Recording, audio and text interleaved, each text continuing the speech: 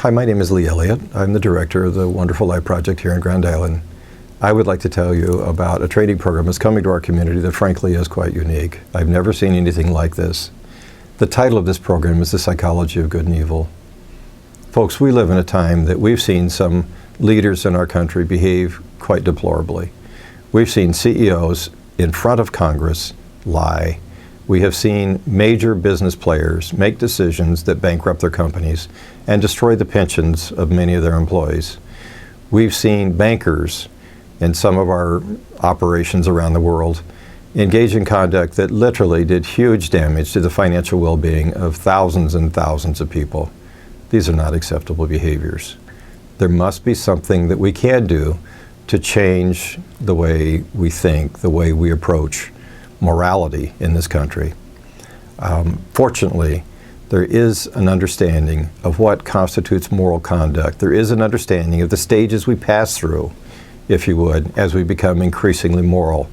We've discovered that people who reach, if you would, stage 3, as the researchers have described it, what these folks will do is to follow the rules of the land. If they follow the laws and the rules, then they have concluded that that is what ethics is.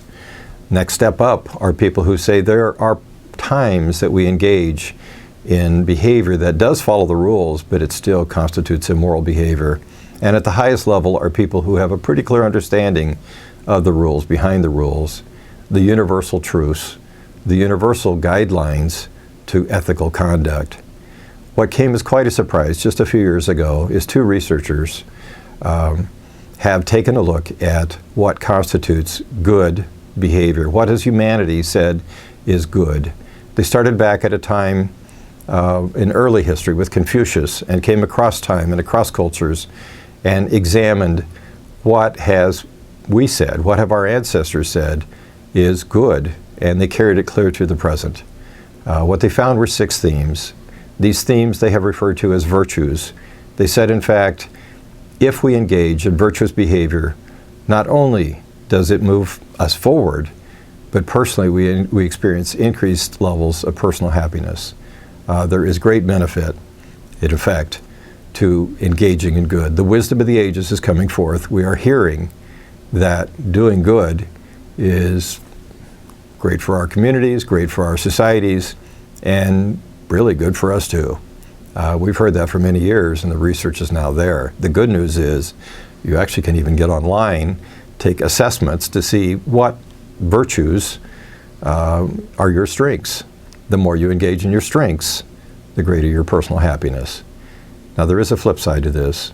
A gentleman by the name of Philip Zimbardo at Stanford University many years ago conducted a study in which he asked college males to be prisoners and guards in a pretend prison. They were just pretending to be prisoners and guards in a pretend prison. What he found is after just a very few days, he had to stop the study because it was becoming toxic. He wrote it up, he put it on the shelf, and didn't give it a lot more thought until the Pentagon called him after Abu Ghraib. He discovered, in fact, when he looked at the materials from his research from so many years ago, that in fact what he had done in just a very few days with a bunch of young men pretending to be guards and pretending to be prisoners is he had created Abu Ghraib. And after he looked closer at his notes and at the videos he'd taken during that time, he discovered not only had he created Abu Ghraib, he had created the Holocaust. He found, in fact, many of the behaviors of his young men replicated the behaviors of the Nazis during the Holocaust. Quite a stunning discovery. He then began to dig and said, what are the social psychological phenomenon that if in fact they align, almost all of us will engage in quite bad behavior. He's written a book called The Lucifer Effect. I recommend it to you.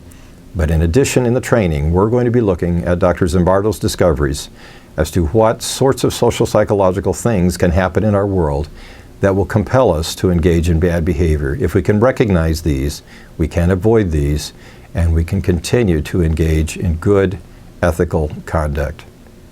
I do hope you're able to come. To register for this training, contact Julia at the YWCA. We do expect the program to fill quickly. Please register as soon as possible.